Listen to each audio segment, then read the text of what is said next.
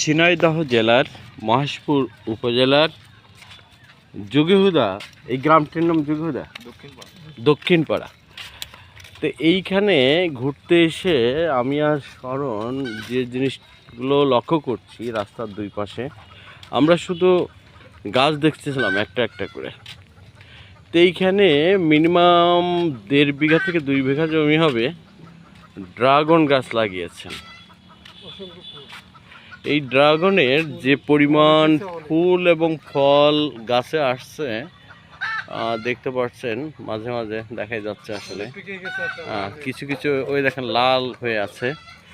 তো এই ড্রাগনে আমি যতটুকু জেনেছি এখানে সার ফাস তেমন লাগেনি বা কোনো মেডিসিন আসলে ব্যবহার করেনি, কিন্তু ঝুলে আছে প্রতিটি কদমে কদমে ড্রাগন। তো এখান থেকে মিনিমাম আমার মনে হচ্ছে, ধারণা হচ্ছে এই ড্রাগন চাষি এই ড্রাগন থেকে মিনিমাম 5 লক্ষ টাকা তো আয় করবেই কম করে। তবে এটার যে যত্ন, বিশেষ করে সেচ দেওয়ার জন্য পাইপ, এই যে আমরা দেখছি পাইপ, আবার প্রত্যেকটি ড্রাগনের সঙ্গে খাম্বা লাগানো, তাই না?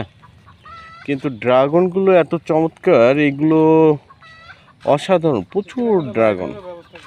হ্যাঁ, উপরে নেট এবং চারিদিকে যে পরিমাণ নেট দিয়ে রাখছে যাতে এখানে পাখি ঢুকে এগুলো খেতে না পারে, সে কারণে প্রচুর পরিমাণ নেট দিয়ে ঘিরে রাখছে।